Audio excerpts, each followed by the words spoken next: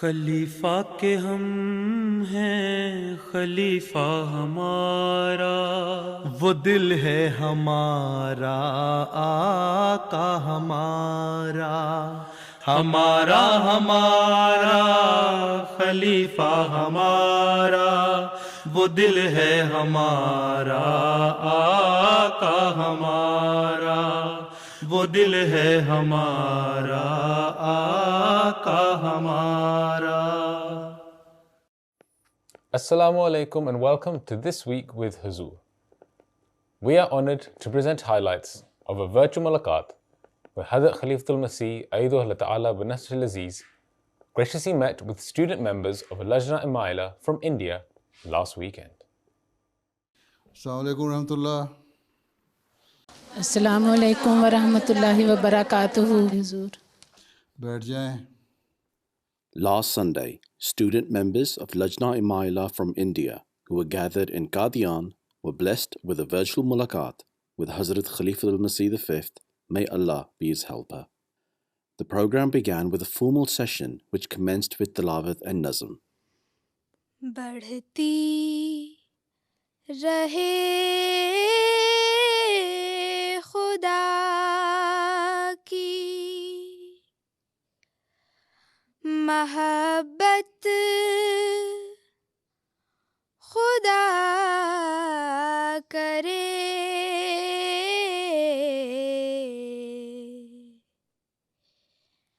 حاصل ہو تم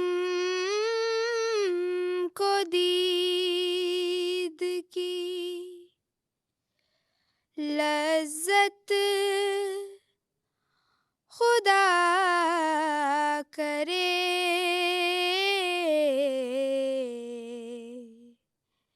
During the mulaqat, a PhD student carrying out research on the impact of curry leaves on skin cancer delivered a presentation about her research. Today, the topic of my presentation is mechanistic studies on the chemopreventive potential of Moraia konigi leaf extract against chemically induced skin carcinogenesis in mice. According to Globocan report in 2018, there were over 10 lakh new cases and more than 65,000 deaths from non-melanoma skin cancer, and over 2 lakh new cases and higher than 60,000 deaths from melanoma skin cancer. Incidence rate of non-melanoma skin cancer was found almost double among men, and the highest incidence was observed in Australia, New Zealand, and followed by North America. Cancer prevention is need of the hour. For the prevention, many natural or synthetic agents are being used. However, due to the adverse effects of synthetic chemical agents, we are inclined to use the natural agents for skin cancer prevention as they are safe, effective, economical, and they have the capability to reverse or halt the process of carcinogenesis at any stage. One such natural agent is extracted from Moraia konigi, also known as curry tree, is the curry leaves, which are commonly found in India and other South Asian countries. For the research, male mice of Laka species were randomly segregated into 4 groups and experimented for 22 weeks. Results showed that curry leaf extract administration caused a significant reduction in tumor incidence, total number of tumors, mean tumor burden, and mean tumor volume as shown in the last row. In the end, I humbly request our beloved Huzoor to please pray for me that my research turns out to be beneficial to mankind, and may my research be recognized internationally. Inshallah, I will continue the endeavor to serve the mankind through further my research. اچھا، تو یہ ابھی صرف experimental stage پہ ہے، ابھی آپ نے اس کی اپلیکیشن ہیومن بینگس پہ تو نہیں شروع کیا؟ نہیں حضور۔ یہ کیا کوئی ویڈ ہے جو وہاں ہوتی ہے یا پلانٹ ہے؟ کری ٹری، اینڈ اس کے لیوس لیے ہیں۔ اس کا استعمال لوکل لوگ کیا کرتے ہیں؟ حضور فلیور دینے کے لیے کھانوں میں ڈفرینٹ کوزینس میں یوز کرتے ہیں۔ جو استعمال کر رہے ہیں ان کے رزلٹ دیکھیں، اسکن ڈیزیز یا کینسر اس میں کوئی فرق پڑتا ہے اس علاقے میں جہاں یہ استعمال ہوتی ہے زیادہ؟ یہ ریسرچ کیا عمومی طور پہ وائڈ اسپریڈ ہے اس کا استعمال، یا صرف کسی لوکل کمیونٹی میں ہے زیادہ استعمال، یا بعض پرٹیکولر ایریاز میں ہے اس کا استعمال؟ حضور انڈیا میں، ساؤتھ انڈیا میں بہت زیادہ یوز ہوتا ہے یہ، لوگ کھانوں میں ساؤتھ انڈیا میں ہوتا ہے تو وہاں اسکن کینسر کم ہے. ابھی تک سروے نہیں ہوا اسکن کینسر کے اوپر. کرنا تھا نا, صرف لیبارٹری میں نا بیٹھی رہو, کوئی باہر نکل کے نا تھوڑا سا یہ سروے بھی کرنا چاہیے تاکہ یہ ڈیٹا بھی تو دیں کہ یہ جو باہر جو ہے اس کا استعمال اس سے کیا فائدہ ہو رہا ہے, کیونکہ وہاں پولوشن بھی ویسے کم ہوتی ہے, ٹراپیکل ایریا زیادہ ہے نا. ہاں جی. اور اسکن ڈیزیز آپ کہتے ہیں سن برن کی وجہ سے ہوتا ہے. ہاں جی. بعض جگہ آپ کے یہاں پلانٹ موجود ہے, وہاں کی ریسرچ بھی ہونی چاہیے, باہر کا ڈیٹا بھی لینا چاہیے. ان علاقوں میں رینڈم سیمپلنگ کریں کچھ تھوڑی سی جا کے. اسٹوڈنٹ ایسوسیشن جو ہے وہ ٹیم بنائے, وہاں کی جو لڑکیاں ہیں سائنس پڑھ رہی ہیں, بایولوجی پڑھ رہی ہیں یا کوئی بھی ریلیٹڈ سبجیکٹ پڑھ رہی ہیں, ان کو کہیں کہ وہ ریسرچ کر کے بتائیں کہ ان علاقوں میں جہاں یہ استعمال ہوتا ہے کھانوں میں وہاں اسکن ڈیزیزز کم ہیں. تو آپ کو پاس ایک فیلڈ ڈیٹا بھی ہوگا علاوہ لیبارٹری ایکسپیریمنٹس کے. جی حضور. ٹھیک ہے نا, چلو ٹھیک ہے, بیٹھو. After the presentation, the Lajna members had an opportunity to ask Hazur questions on a range of issues. میرا سوال یہ ہے کہ کیا لڑکیوں کو لاء, نیوی, سول سروسز اور آرمی میں جانے کی اجازت ہے؟ لاء کرنے کی اجازت ہے, اچھی بات ہے. ہیومن رائٹس کے اوپر کرو تو زیادہ اچھا ہے. کرمنل لاء میں نہیں جانا چاہیے, لڑکیوں کو ذرا مسائل پیدا ہو سکتے ہیں. سول سروسز میں جا سکتی ہیں, لیکن وہاں اپنا لباس, پردہ, حیادار لباس کا خیال رکھنا پڑے گا. یہ نہیں کہ ان علاقوں میں پوسٹنگ ہو جائے جہاں آپ کے کہتے ہیں کہ یہاں نقاب لینا اور برقع لینا منع ہے. حیادار لباس اور پردے کا خیال رکھتے ہوئے جا سکتی ہیں. باقی رہ گئی نیوی اور آرمی, یہ دونوں شعبے جو مناسب نہیں ہیں لڑکیوں کے لیے. ٹھیک ہے, آج کل کا ماحول ایسا نہیں ہے کہ اس میں جائیں. جی جی جزاک اللہ. حضور سے میرا سوال ہے کہ جیسے انڈیا میں حجاب کو لے کر بہت مخالفت ہے, انٹرنس ایگزام کے وقت ہمیں ہمیشہ حجاب اتارنے کے لیے بولا جاتا ہے. حال ہی میں میڈیکل کے لیے ایک نیٹ کا ایگزام ہوا تھا, تو ایک بچی کو ایگزام میں بیٹھنے سے روک دیا گیا کیونکہ اس نے حجاب اتارنے سے منع کر دیا. ایسے میں اگر ایک احمدی بچی کو یہ سامنا کرنا پڑے تو کیا اسے حجاب اتار دینا چاہیے؟ بات یہ ہے کہ حجاب کی کیا تعریف ہے. اگر تو صرف سر ڈھانکا ہوا ہے اور چہرہ ننگا ہے تو وہ آپ کو کوئی نہیں روک سکتا. سر ڈھانکیں اور یہاں سے یہاں کی طرف باندھ لیں تھوڑی سے نیچے, تو اس پہ میرا نہیں خیال کوئی آپ کو روکے گا. اگر اس کے اوپر بھی کوئی آپ کو روکتا ہے تو اس کو اوپر چاہیے پھر اپنا حیا کا اور لباس کا خیال رکھیں اور اس کے خلاف لیگل فائٹ کریں کہ ہمیں روکا کیوں گیا ہے. اس کے لیے وزارت تعلیم کو پھر چاہیے نا, پھر کوشش کرے ان لوگوں کو لکھے, ایڈمنسٹریشن کو لکھے, اور پھر اپنے طور پہ بھی لیگل فائٹ کریں. جو خود اسٹوڈنٹ ہیں وہ خود بھی کریں. پہلی بات تو یہ ہے کہ کیا ریسٹرکشن ہے, کس حد تک ہے. ایک یہ ہے کہ نقاب سر سے پورا اتار دو, سر ننگا کرو, یہ تو کہیں بھی نہیں ہے. کئی عورتیں یہاں انڈیا کا جو معاشرہ ہے اس میں ہندو سکھ بعض ہیں ایسی جو سر پہ کو ڈھانک کے رکھتی ہیں, تو کس حد تک روکا جاتا ہے پہلے یہ ڈیفائن کریں. کئی سینٹرز پہ حضور اتارنے کے لیے بولا گیا تھا. کیا وہ کہتے ہیں اسکارف بھی نہ پہنو؟ جی. ان کی رپورٹ ہونی چاہیے. پھر نیچے کوٹ پہنا ہو, ڈھیلا لباس پہنا ہو, حیادار لباس پہنا ہو اور سر پہ دوپٹہ ہو, اس کے خلاف تو کوئی نہیں بول سکتا. وہ تو ہندو سکھ سارے لیتے ہیں, وہ دوپٹہ لے کے اپنا ٹیسٹ دے دیں, لیکن اپنا کیس فائٹ بھی کریں کہ ڈسکریمنیشن کیوں ہے, جب ہمارا رائٹ ہے کہ ہم اپنا پہنیں. کل کو یہ کہتے ہیں کہ سکھوں کو پگڑی نہ پہنو تم, یا ان کے اور لباس ہیں بعض, تو یہ تو غلط ہے. اس کے خلاف آپ کو آواز اٹھانی چاہیے, لکھنا چاہیے اسٹوڈنٹ ایسوسیشن کو بھی, اخباروں میں بھی لکھنا چاہیے کہ یہ کیوں ہوا. اور اگر انڈیویجول کیس ایسا ہوتا ہے تو اس کے خلاف لیگل فائٹ کریں. ٹھیک ہے جی. اب یہ دیکھنا ہے آپ نے دین کو دنیا پہ مقدم کرنا ہے, الحیاء من الایمان پہ عمل کرنا ہے, یا دنیا داری کے لیے اپنے آپ کو ننگا کرنا ہے. یہ سوچ لو خود ہی. تو بہرحال جہاں تک فائٹ ہو سکتی ہے ہمیں کرنی چاہیے. قانون کے اندر رہتے ہوئے دائرے میں. کم از کم دوپٹہ اوڑھنا تو ہونا چاہیے, اس پہ کوئی نہیں روک سکتا. کووڈ کے دنوں میں ماسک بھی تو پہن کے رکھتے ہیں لوگ, اس وقت بھی تو چہرے چھپے ہوتے ہیں. ان سے کہو پھر اس کی بھی پابندی نہیں ہونی چاہیے. تو لیکن بہرحال دوپٹہ بہرحال ہونا چاہیے, اور اگر نہیں ہے تو نہ دیں ایگزام اور لیگل فائٹ کریں. میرا سوال یہ ہے کہ ایک احمدی اسٹوڈنٹ یا عورت کے لیے سوشل ایونٹس پر پردے میں رہتے ہوئے تصویر کھنچوانا کس حد تک جائز ہے؟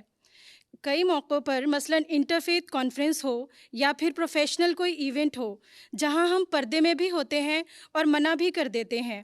ایسے میں کئی مرتبہ غیر جماعت خواتین کی طرف سے بہت اصرار کیا جاتا ہے کہ آپ پردے میں ہیں تو پھر تصویر کیوں نہیں کھنچوا سکتی؟ حضور ایسی سچویشن میں ہمیں کیا کرنا چاہیے؟ اگر آپ پردے میں ہیں اور چہرہ ڈھکا ہوا ہے اور لباس بھی آپ کا پورا کوٹ وغیرہ پہنا ہوا ہے تو کوئی حرج نہیں ہے. سمجھ آئی؟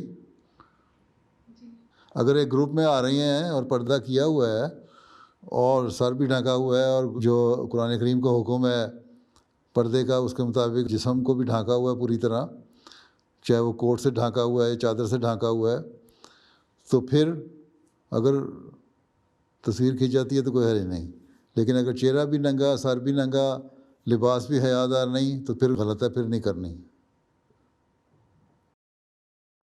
حضور میرا دوسرا سوال ایگزسٹنس آف گاڈ سے ہے.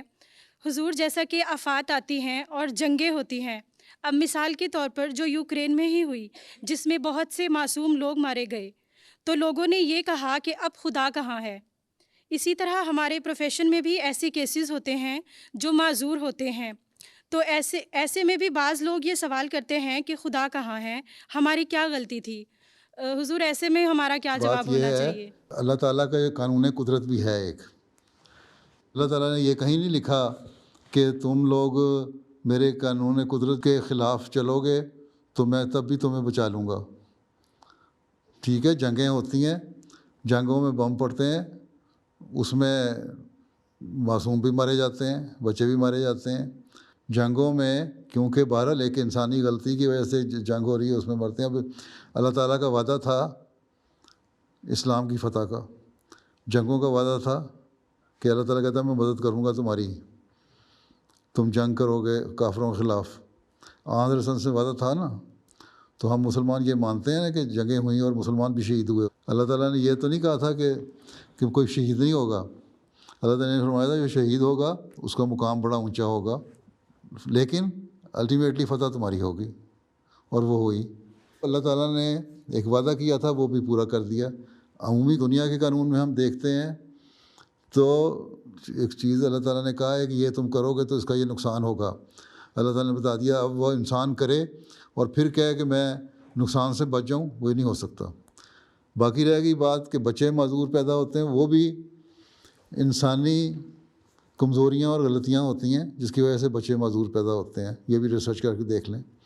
اس کے اوپر حضرت مسلم موعود کی کتاب جو ہے نا 10 Proofs of Existence of God یا ہستی باری تعالیٰ, وہ پڑھیں, اس میں آپ کو جواب تفصیلی بھی مل جائے گا.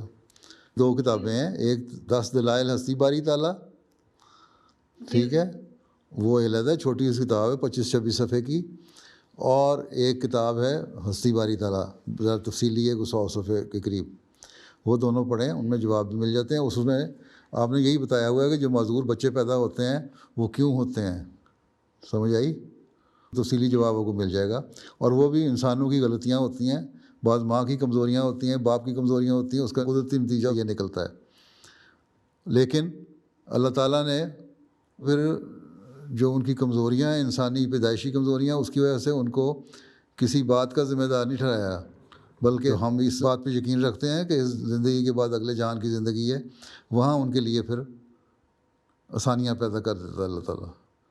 جبکہ جس کو صحت دیتا ہے اور پورے اعضاء سلامت رکھتا ہے, اس سے جو غلطیاں ہوتی ہیں اور ان کو وہ اللہ تعالیٰ کی حکم کے مطابق خرچ نہیں کرتا, تو پھر اس کو سزا ملتی ہے.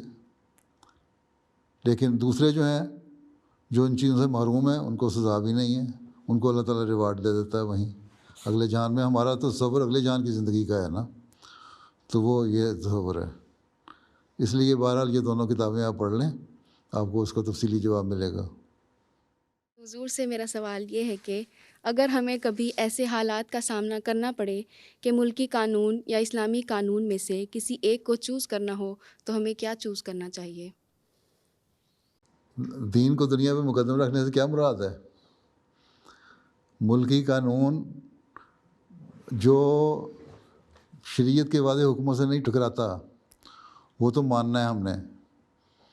باقی جو ہے اگر ملکی قانون ہمیں شریعت کے حکموں پہ عمل کرنے سے روکتا ہے, جس طرح پاکستان میں احمدی جو مسلمان ہیں وہ کلمہ نہیں پڑھ سکتے, ہم کہتے ہیں ہم ہر دوسرے ملکی قانون کی عمل کریں گے, لیکن یہ ہمارا ذاتی فعل ہے, مذہب کا معاملہ ہے, خدا کا معاملہ ہے, اس لیے ہم کلمہ کے اوپر یقین رکھتے ہیں, ایمان رکھتے ہیں.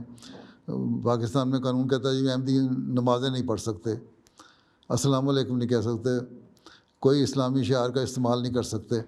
وہ ہمارا حق ہے, وہ ہم کرتے ہیں, وہ ہم قانون نہیں مانتے. باقی جو قانون ہے جہاں ملک کے وفا کے ساتھ تعلق کا سوال ہے, ہم اس سے وفا کرنے والے ہیں. جہاں ملک میں امن و سلامتی کا تعلق ہے ہم اس کے ساتھ ہر جگہ اس کے لیے قربانی پیش کرنے کے لیے تیار ہیں, اور ہر ملک میں ہر احمدی کو یہ ہے.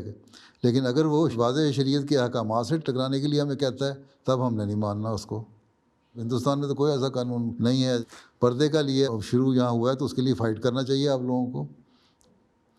مستقل لابنگ کریں, ہر صوبے میں مہم چلائیں, احمدی مہم چلائیں, مرد بھی عورتیں بھی, تو ماحول پیدا ہو جائے گا آپ کے حق میں. آج نہیں تو 5 سال بعد 10 سال بعد آخر اس قانون کو ریپیل کرنا پڑے گا, اس کو منسوخ کرنا پڑے گا ان کو. ٹھیک ہے, اپنے ساتھ ہندو اور سکھ عورتوں کو بھی ملائیں کہ دیکھو ہمارے حق مارے جا رہے ہیں.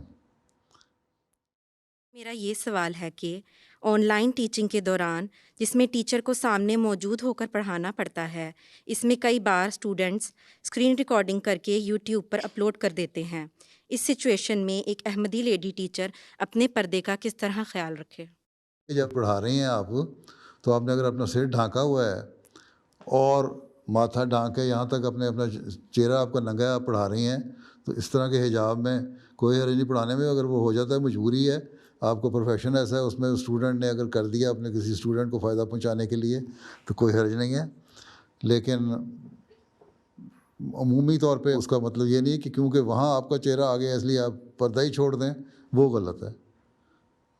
یہ تو مجبوری ہے نا ایک, لیکن اس مجبوری میں بھی جو کم از کم معیار ہے حضرت مسیح علیہ السلام نے مقرر فرمایا, معیار یہ ہے کہ بال ڈھنکے ہوں, کلے ڈھنکے ہوں, اور تھوڑی یوں کر کے ایک رنگ بنا ہو چہرے کا, اس میں آپ کے ہونٹ بھی ننگے ہوتے ہیں, آنکھیں بھی ننگی ہوتی ہیں, آپ پڑھا سکتی ہیں آرام سے.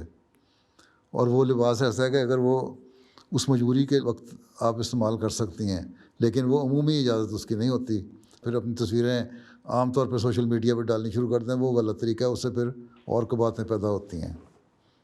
یہاں تو آپ کو پتہ ہے نا, آپ نے ایک لیکچر دیا, ٹیچنگ کی ہے, اسٹوڈنٹ نے ڈالا, آپ نے کہاں تاکہ اس کو روکنا ہے, کیا حدود ہیں اس کی, اور جس اسٹوڈنٹ کو پڑھا رہی ہیں اس کو آپ کنٹرول کر سکتی ہیں اس کو. لیکن جب عمومی طور پہ آپ کر دیں گی تو پھر آپ کو کنٹرول کوئی نہیں رہے گا. کم از کم معیار جو پردے کا ہے وہ میں نے بتا دیا. میک اپ کر کے تو نہیں آنا اس میں, ایک تو آپ کو میک اپ نہیں ہونا چاہیے, ایک کم از کم معیار پردے کا ہونا چاہیے کہ چہرہ ننگا بھی ہو تو بال ڈھانکے ہوں اور تھوڑی ڈھکی ہو, اور یہاں سے یوں ایک رنگ بنا ہو, اس میں آپ پڑھا سکتی ہیں, اور اس میں وہ اگر چلا جاتا ہے تو کوئی حرج نہیں ہے. لیکن اس کی وجہ سے, کیونکہ اگر ایک جگہ آپ نے دے دیا اس کی وجہ سے آپ کو کھل مل گئی, چھٹی مل گئی کہ ہر تصویر آپ ہر سوشل میڈیا پہ ڈالنا شروع کر دیں, وہ غلط ہے. جی سر.